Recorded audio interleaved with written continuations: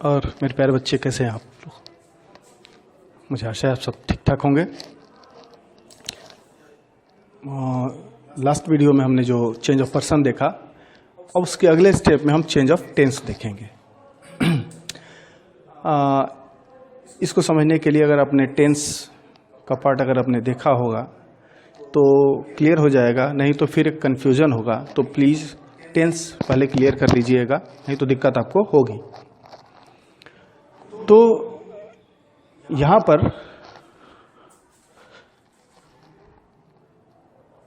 हम लोग थोड़ा सा यहाँ पर जो हम लोग चेंज ऑफ टेंस को पढ़ने चलेंगे, तो मैं मान के चल रहा हूँ कि आपको टेंस आता है, तभी आपको ये आपसे ये हो पाएगा। बहुत आसान है, बहुत कठिन नहीं है, बहुत इजी है ये। बस थोड़ा सा आपका कंसंट्रेशन चाहिए बस। यहाँ पर एक चीज़ जो रिपोर्टेड स्पीच के टेंस को बदलने का नियम, कब उसे हम रिपोर्टेड स्पीच के टेंस को चेंज करते हैं, ये ध्यान रखिएगा कि यदि रिपोर्टिंग स्पीच मीन्स ये जो इधर वाला पार्ट है ये प्रेजेंट या फ्यूचर के किसी भी टेंस में होगा, तो रिपोर्टेड स्पीच के टेंस को हम नहीं चेंज करते हैं। इसीलिए हमने यहाँ कोई एग्जांपल नहीं दिया, ठीक है।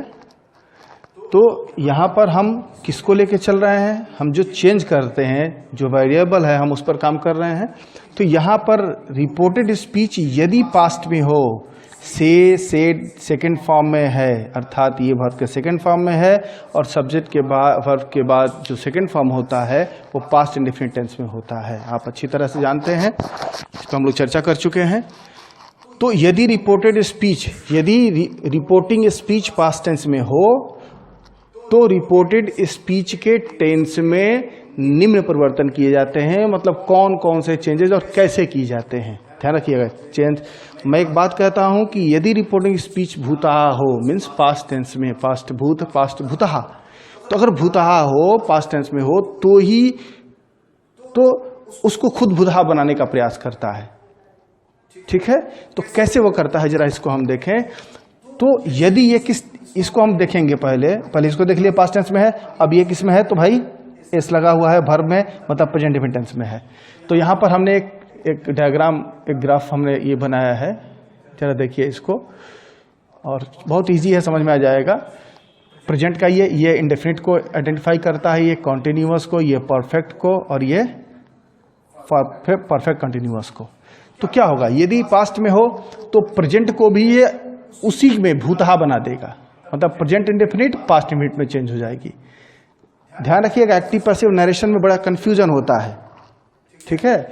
एक्टिव पैसिव में क्या होता है कि उसका टेंस नहीं चेंज होता है, सिर्फ वो हेल्पिंग वर्ब लेता है, वो भी अपने नीचे वाले का, पहला दूसरे का, दूसरा नहीं लेता है, तीसरा चौथे का लेता है। लेकिन इसमें मामला अलग है, ठीक है। तो बड़ा ध्यान से और प्रैक्टिस से धीरे धीरे आपको समझ में आ जाएगा। तो ये पास्ट इसमें मिलकर इसे पास्ट बना दिया, पास्ट में मिलकर इसको भी पास्ट बना दिया, इसको भी पास्ट बना दिया। तो जिस भी टेंस के भेद में होगा, ये किस में है भाई, तो ये प्रेजेंट के इंडेफिनिट में है, इंडेफिनिट में है। तो अब ये पास्ट में है, तो ये क्या कर देगा, इसको हटा के पास्ट कर देगा, मीन्स ये पास्ट के इंडेफिनिट में बदल जाएगा, ठीक है। मुझे लगता है कि यहाँ पर गो लिखना ज्यादा बेहतर है, आपको क्लियर हो जाएगा। She goes. तो अब यहाँ पर ही सेड, जब हम ट्रांसफॉर्म करेंगे तो our sentence will be he said that, as you know that if your reported speech in assertive is an assertive sentence, then your conjunction will be that. As I have already told you that she goes will be went. इस तरीके से present indefinite किस में change हो गया, went में, ठीक है। पास्ट में हो गया, मतलब प्रेजेंट इंडेफिनिट किस में हो गया, पास्ट इंडेफिनिट में। क्यों, क्योंकि ये जो रिपोर्टिंग स्पीच है वो पास्ट टेंस में है, देखिए है, और प्रेजेंट में होती तो नहीं करते, फ्यूचर में होता तो भी नहीं करते। ये रिपोर्टिंग स्पीच ध्यान रखना है। रिपोर्टिंग स्पीच अगर पास्ट में हो तो ही इसका टेंस बदलेंगे, और यदि रिपोर्टिंग स्पीच पास्ट में हुई तो ही अदर पार्ट स्पीच पे भी प्रभाव पड़ता है, ये जान लीजिए। तो यहां पर हो गया। अब हम इसको कर दें कंटिन्यूअस में, सी इज गोइंग। तब क्या होगा, सी प्रेजेंट कंटिन्यूअस में है तो पास्ट कंटिन्यूअस में हो जाएगा, सी वाज गोइंग। ठीक है, वैसे जब प्रेजेंट परफेक्ट में होगा तो पास्ट परफेक्ट में हो जाएगा, प्रेजेंट परफेक्ट कंटिन्यूअस में होगा तो पास्ट परफेक्ट कंटिन्यूअस में हो जाएगा। ओके, मुझे लगता है आपको समझ में आ गई होगी बात, बहुत सिंपल है। अब लेकिन मामला होता है यदि ये पास्ट में हो और ये भी पास्ट में हो, जैसे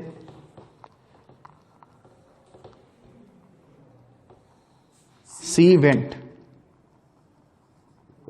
ओके, अब क्या करेंगे, तो जब ये सी वेंट हो गया तो ये गो वेंट सेकंड फॉर्म में है, मतलब पास्ट में टेंस में, ये भी पास्ट में ये भी पास्ट में, तो पास्ट में कितना हुआ, 2 ठो हो गया, तो इसमें हम 2 ऐड कर दें, ये सिर्फ समझने के लिए ध्यान रखिएगा।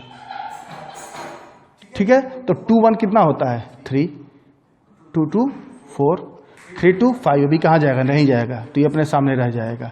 फिर 4 2 6, ये भी नीचे चला जाएगा, उधर कोई टेंस ही नहीं है तो फिर ये उसी में रह जाएगा। मीन्स अब प्रेजेंट इंडेफिनिट टेंस किसमें बदलेगा, प्रेजेंट परफेक्ट में, sorry past indefinite past perfect में, तो क्या हो जाएगा, she had go went gone, third form हो गया इसके यहाँ पर, सी हैड गॉन। ठीक है, बात समझ गई ना, पास्ट इंडेफिनिट पास्ट परफेक्ट में अगर सी वाज गोइंग होगा, सी वाज गोइंग, तो पास्ट परफेक्ट पास्ट कंटिन्यूअस किस में बदलेगा, चेंज होगा पास्ट परफेक्ट कंटिन्यूअस में, तो she had been going. Okay, बात समझ आई। अब यहां पर पास्ट परफेक्ट में अगर होगा तो क्या करेंगे हम, वेट, कोई प्रॉब्लम नहीं है, सी हैड गॉन। अब ये पास्ट परफेक्ट में है तो ये पास्ट परफेक्ट में ही रहेगा, क्योंकि उसके बाद उसके पास कुछ टेंस ही नहीं बचता है, तो ये रह जाएगा सी हैड गॉन। ठीक उसी तरीके से अगर पास्ट परफेक्ट कंटिन्यूअस में हुआ तो भी वो पास्ट परफेक्ट कंटिन्यूअस में इसी तरीके से रह जाएगा। ठीक है, अब ये तो हमारा हो गया प्रेजेंट में अगर हो तो क्या होगा, पास्ट में होगा तो क्या होगा। डायग्राम से मुझे लगता है आपको समझ में आ गया होगा। अब हम चलेंगे यदि फ्यूचर में हुआ तो क्या करेंगे, अगर फ्यूचर में हुआ तो हम क्या करेंगे, कोई प्रॉब्लम नहीं है। ठीक है, यहां पर हम कर लें, शी विल गो, तो फ्यूचर इंडेफिनिट में है तो विल शैल किस में कर देंगे, वुड में, शी वुड गो। शुड में भी कर सकते हैं, उसमें कोई प्रॉब्लम नहीं है, हम वुड या शुड में से किसी का प्रयोग कर सकते हैं। ठीक है, क्योंकि भूत जो फ्यूचर इंडिकेट करता है ये संभावनाओं खत्म करता है, वो होता और शायद चाहिए, तो चाहिए वो सार्वभौम टाइप हो जाता है, तो हम शुड भी ले सकते हैं और वुड का भी हम प्रयोग कर सकते हैं, इसमें कोई गलत नहीं होगा। शी शुड भी कर देंगे तो भी दिक्कत नहीं है, शी वुड भी कर दें तो भी दिक्कत नहीं। फिर भी नॉर्मली जो टीचर्स आपको रूल बताते हैं उसमें यह बताया जाता है कि विल को वुड में और शैल को शुड में, तो आप उसी को फॉलो करिए क्योंकि कॉपी वही चेक करेंगे, तो विल को वुड में कर दीजिए, शैल को शुड में कर दीजिए। ठीक है, तो ही said that she would she would go. ठीक है, अगर यहां पर होता शी विल बी गोइंग, तो आपका हो जाता शी वुड बी गोइंग। ऐसे ही आप इसका भी कर लेंगे, इसका भी हो जाएगा। ओके, बात समझ में आ गई, कोई दिक्कत। अगर ये हो जाता कैन हो जाए, मे हो जाए, शुड हो जाए, वुड हो जाए, मस्ट हो जाए, तो क्या कोई प्रॉब्लम नहीं है, आपको कोई प्रॉब्लम नहीं होगा। शी कैन गो, ठीक है, तो कैन हो जाएगा कुड, शी कुड गो, बात खत्म। मे होता तो माइट हो जाता, शुड अगर शुड रहता तो शुड ही रहता, शुड होता तो शुड ही रहता, मस्ट रहता तो मस्ट ही रहता, और टू होता ऑट ही रहता। ठीक है, तो इस तरीके से हम चेंज ऑफ टेंस, क्लियर, कोई प्रॉब्लम, प्रैक्टिस करेंगे दिमाग में बैठ जाएगा। हाँ, ध्यान रखिएगा, बिना प्रैक्टिस के समझ कर कुछ नहीं हो सकता, क्योंकि जब तक नेचुरल नहीं होगा, कई बार अभ्यास करने से आपका मन इसे स्वीकार नहीं करेगा, तो फिर ये एक जबरदस्ती का हो जाएगा, फिर ये बोझ बन जाएगा, और फिर ये हर साल ठीक है, इसीलिए मैं पढ़ाते समय इसको ट्रांसलेशन मेथड में जो प्रैक्टिस होता है उस तरीके से मैं पढ़ाता हूँ, क्योंकि समझना तो है, समझ तो जाएंगे और इंटरमीडिएट पास भी कर जाएंगे, बढ़िया नंबर से पास भी हो जाएगा, लेकिन ये लाइफ में यूज़ नहीं हो सकता। इसलिए मैं इसको पढ़ते समय अपने इंस्टीट्यूट में अलग तरीके से इसे पढ़ाई करता हूँ। ये सिर्फ एक कम, ये कुछ नॉर्मल तरीका है। चलिए अब हम इसको लेकर हम चल रहे हैं। अब अगर एक चीज़ और हम लेंगे कि यदि रिपोर्टिंग स्पीच पास्ट में हो तो कौन से कंडीशंस होते हैं जब रिपोर्टेड स्पीच के टेंस को हम चेंज नहीं करते हैं, उस पर टेंस का प्रभाव नहीं पड़ता है। कुछ मजबूत इच्छा शक्ति वालों पर भूत का प्रभाव नहीं पड़ता है, ध्यान रखिएगा। तो 3 ऐसी चीजें हैं, 3 जिस पर भूत का प्रभाव नहीं पड़ता है। वो कौन कौन से कंडीशंस हैं? We are going to see the conditions. Past tense में हो तो भी ये हमारा है कि यदि रिपोर्टिंग स्पीच पास्ट टेंस में हो तो भी, ये दूसरा ले लिया जाए कि यदि रिपोर्टिंग स्पीच पास्ट टेंस में हो तो भी रिपोर्टेड स्पीच के टेंस में निम्न 3 तरह के वाक्यों पर टेंस का कोई प्रभाव नहीं पड़ता है। तो किसका प्रभाव नहीं पड़ता है? तो reporting speech even past tense में होने के बावजूद भी रिपोर्टेड स्पीच पर प्रभाव नहीं पड़ता है। तो ये कंडीशंस हैं। पहला, यूनिवर्सल ट्रूथ। यूनिवर्सल ट्रूथ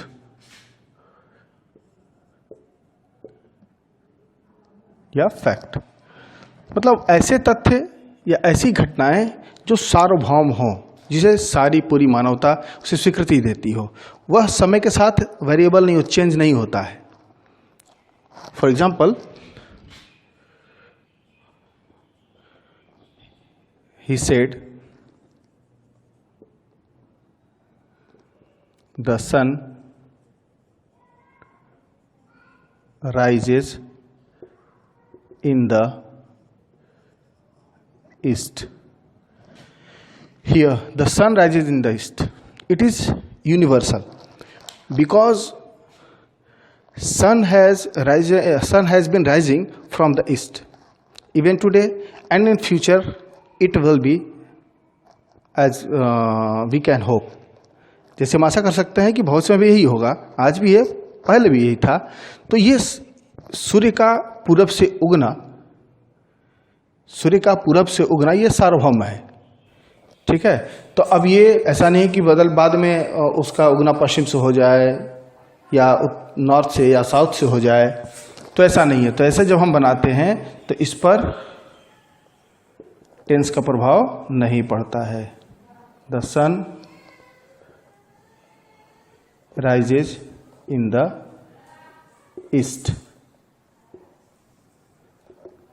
ध्यान रखिएगा यहाँ पर सन, ये कुछ जो प्लैनेट्स हैं जैसे सन है, अर्थ है, मून है, ये प्रॉपर नाउन होने के बावजूद भी इसके कैपिटल लेटर हम इसे नहीं लिखते हैं। बाकी अगर बाकी और प्लैनेट्स हैं, इनको तीनों को छोड़कर, तो उसको हम कैपिटल लेटर से लिखते हैं। ये एक एक्सेप्शन है। Sun rises in the east, ठीक है। ये हो गया आपका यूनिवर्सल फैक्ट। दूसरा है हिस्टोरिकल फैक्ट। हिस्टोरिकल फैक्ट, ये जो ऐतिहासिक तथ्य होते हैं, जो घटनाएं घट जाती हैं, तो उस पर भी नहीं पड़ता है, ठीक है। क्योंकि जो व्यक्ति कह रहा है वो उस परिस्थिति में तो था नहीं, वो पहले भी भूत था, भूत ही है। तो ऐसी दशा में हम हिस्टोरिकल फैक्ट्स के भी टेंसेज, ऐसे हिस्टोरिकल फैक्ट्स वाले सेंटेंसेस का हम टेंस चेंज नहीं करते हैं। For example, my teacher said the first world war was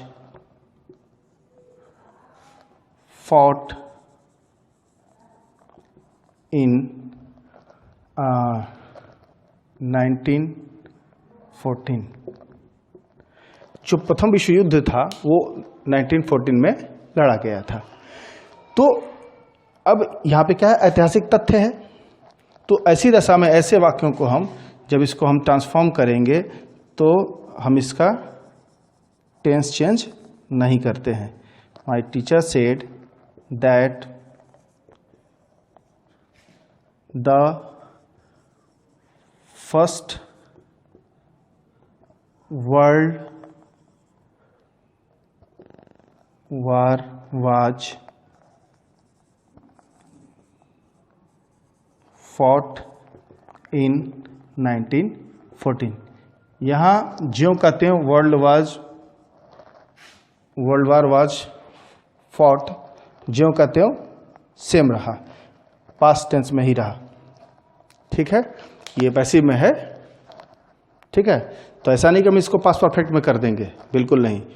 ये जिस टेंस में है उसी टेंस में रहेगा। कोई भी हिस्टोरिकल फैक्ट हो, यूनिवर्सल ट्रूथ हो, उसके साथ हम ये पहला था यूनिवर्सल ट्रूथ, दूसरा हिस्टोरिकल फैक्ट, और तीसरा है जो वेल नोन पर्सनालिटीज हैं उनके द्वारा दिए गए वेल नोन स्टेटमेंट्स, उन पर भी उसका प्रभाव नहीं पड़ता है।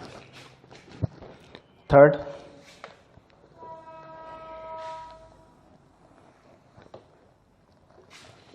है well known statements.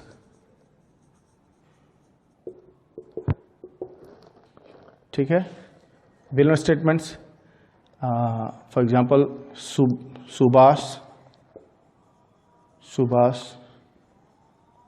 Chandra Bose, Subhash Chandra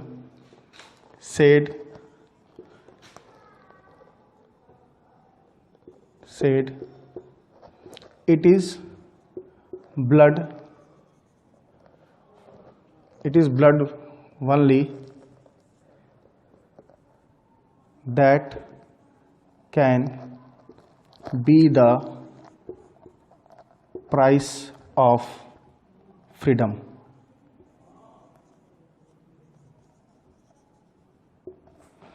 रक्त ही वह कीमत है, the only thing that can be the price of freedom, जो स्वतंत्रता कीमत हो सकती है। तो मुझे खून दो, मैं तुम्हें आज़ादी दूंगा। उसी स्टेटमेंट के पहले इन्होंने ये कहा था, it is blood only that can be the price of freedom. अब इसको हम जब ट्रांसफॉर्म करेंगे तो सुभाष चंद्र बोस छोड़ दे रहे हैं, said, Subhash Chandra said that it is blood only that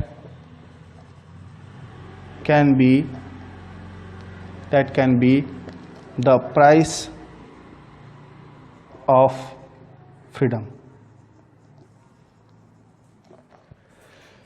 ठीक है, देखिए यहां पर टेंस में कोई परिवर्तन नहीं किया गया, अर्थात हमारे पास तीन बातें हैं। पहला यूनिवर्सल ट्रूथ, दूसरा था हिस्टोरिकल फैक्ट, और तीसरा था वेल नोन स्टेटमेंट्स। ठीक है, इन तीनों के परिस्थितियों के होने पर हम रिपोर्टिंग स्पीच पास्ट टेंस में होने के बावजूद हम रिपोर्टेड स्पीच के टेंस में कोई परिवर्तन नहीं करते हैं। इस तरीके से हमारा चेंज ऑफ टेंस खत्म हो गया। मुझे आशा है कि आपको बात समझ में आ गई होगी।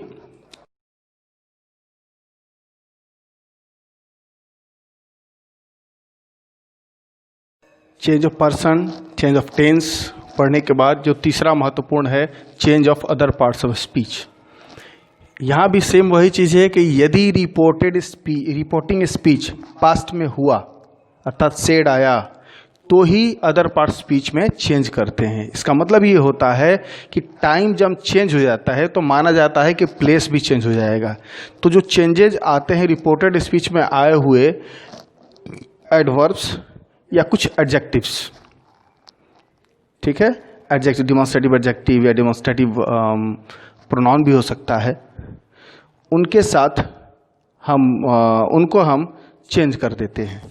एग्जाम्पल के रूप में देखें, he said this is my pen, he said this is my pen। तो अब यहां पर चूंकि सेकंड पर्सन का कोई वर्ड नहीं है तो यहां ऑब्जेक्ट की जरूरत भी नहीं है। he said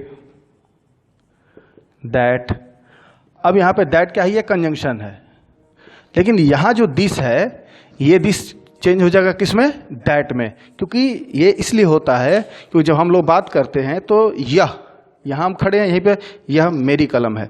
अभी कलम अगर हम टाइम चेंज होता है तो मान लिया जाता है कि प्लेस भी चेंज हो गया। अब हम यहाँ से बोलेंगे तो बोलेंगे दैट, ठीक है। तो जब रिपोर्टिंग स्पीच पास्ट टेंस में होने का मतलब कि समय, इस स्टेट में इस बात के होने की घटना का जो समय है वो चेंज हो चुका है, ठीक है, तब इसका मतलब है कि अब वो दैट हो जाएगा। अब ये मेरे पास यह था, दिस इज माई पेन, अब यहाँ हम यहाँ रख दिए और जब यहाँ से बात करेंगे बोलेंगे दैट इज माई पेन। इसीलिए ये जो डिमॉन्स्ट्रेटिव प्रोनाउन जो यहाँ पर दिस है ये चेंज हो जाएगा, बदल जाएगा दैट में। ये ध्यान रखिएगा कि ये इससे घबराना नहीं है कि दैट दो बार आ गया, ये कंजंक्शन है, इसका अर्थ अलग है, और ये प्रोनाउन है, ये सब्जेक्ट यहाँ पर इस सेंटेंस का सब्जेक्ट है, ठीक है, ये डिमॉन्स्ट्रेटिव प्रोनाउन है, ये कंजंक्शन है। तो दैट वाज, अब माई चेंज होगा किसके अनुसार, ही के अनुसार।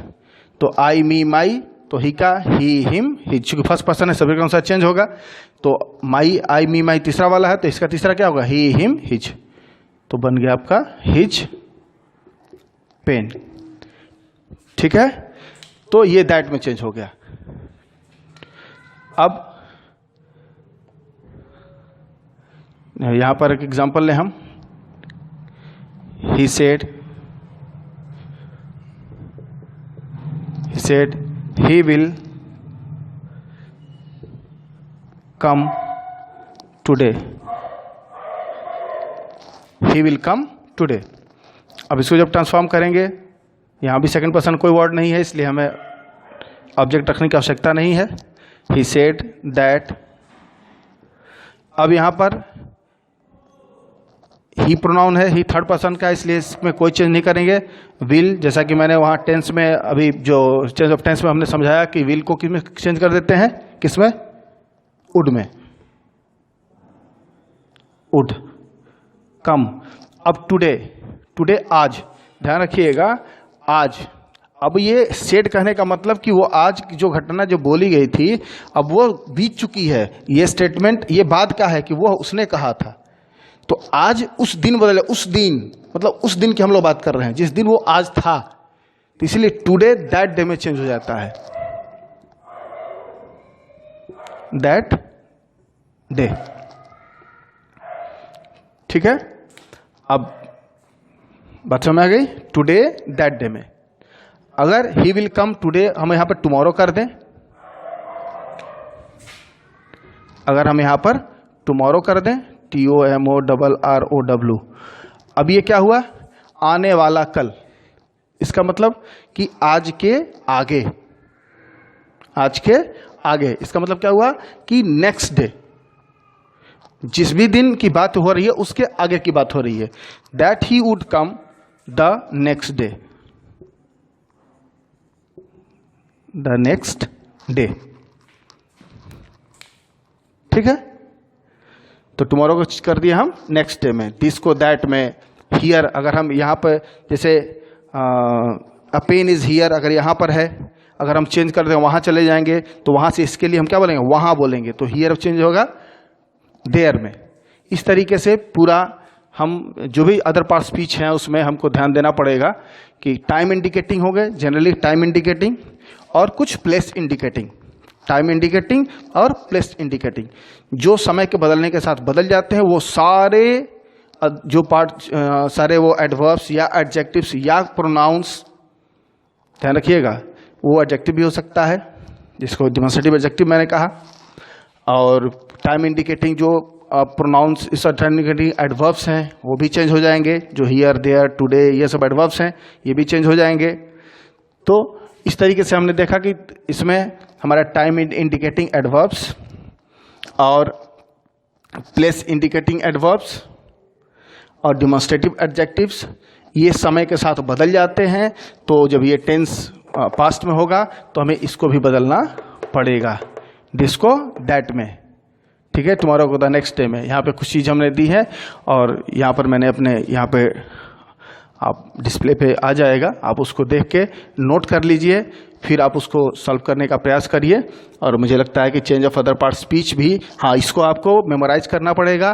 मेमोराइज करने का तरीका, इसको थोड़ा सा समझ भी लीजिएगा, ठीक है। जैसे एक चीज़ एग्जांपल मैं देता हूँ जो कि जनरली आता रहता है, तो उसको भी आप समझ लीजिए तो बेहतर रहेगा।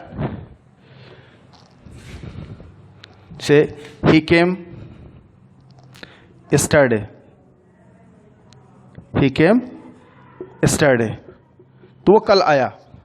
तो yesterday क्या हुआ, yesterday जहां पे नेक्स्ट डे आगे था और ये पीछे हो गया, टुडे नेक्स्ट डे और ये हो गया प्रीवियस डे, ठीक है, एक दिन पहला, उस दिन, उसके आगे वाला दिन और उसके पहले वाला दिन। तो अब यहां पर जो हम करेंगे, ये तो चूंकि पास्ट इंडेफिनिट टेंस में है तो पास्ट परफेक्ट प्लस 2 हो जाएगा, पास्ट परफेक्ट में चला जाएगा। That he had come the previous day, PREVIOUS, previous day, ठीक है। ही केम, अब यहाँ पे एक काम और कर दीजिए, मान लीजिए हम यहाँ पे हियर कर दें, एक प्लेसिंग इंडिकेटिंग ले लें, तो ही हैड कम। अब यहाँ पर ध्यान दीजिए, यहाँ पे ही केम हियर, वह यहाँ आया। अब अगर यहाँ पे एक चीज देखिए, ये कम को हम गो में भी चेंज करते हैं, ये ध्यान रखना पड़ता है कि अगर टाइम इंडिकेट ये कर रहा है कि वो प्लेस भी रिप्लेस हुआ होगा, प्लेस भी स्थानांतरित हुआ होगा उस व्यक्ति का जो बात कर रहा था जिस जगह पर, तो यहाँ पर कम जो है यहाँ पर किस में बदल जाएगा, ही हैड गॉन। अगर यहाँ पर हियर आया इसका मतलब प्लेस चेंज हो गया, उस सेंटेंस में सिर्फ टाइम चेंज हुआ था, इसमें हियर का देयर हुआ मतलब प्लेस भी चेंज हो गया। इसका मतलब कि यहाँ पर देयर अगर हम करेंगे तो यहाँ पर हमें कम का यहाँ पे गॉन करना पड़ेगा, ये ध्यान रखिए, स्पेशल ये है, नहीं तो फिर गलती हो जाएगी। तो अगर कम में यहाँ प्लेस इंडिकेट हो गया तब यहाँ पर हम देयर करेंगे और यहाँ पर कम का गॉन करेंगे। लेकिन अगर यहाँ पर प्लेस इंडिकेट नहीं किया गया था तो हम केम का ही हैड कम ही रख सकते थे, ठीक है, क्योंकि प्लेस डिफरेंस होने, प्लेस डिफरेंट प्लेस होने से, प्लेस रिप्लेस होने से, चेंज होने से ये मान लिया गया कि आना अब जाने में बदल गया। मैं वहाँ वह कल आया था, ठीक है, तो हो सकता है मेरे घर आया हो, लेकिन वह यहाँ आया था, ठीक है। अब हम दूर चले गए तो बोलेंगे नहीं वह वहाँ गया था, तब यहाँ पर हम क्या करेंगे, गॉन का प्रयोग करेंगे, ठीक है। तो यहाँ भी एक चेंज हुआ, यहाँ भी एक चेंज हुआ। तो इस तरीके से हमने देखा कि change of other part speech किस तरीके से करते हैं। बाकी जो अभी मैं बता के उसको नोट करके आप प्रैक्टिस कर लेंगे, फिर आप इजीली उसको सॉल्व कर पाएंगे।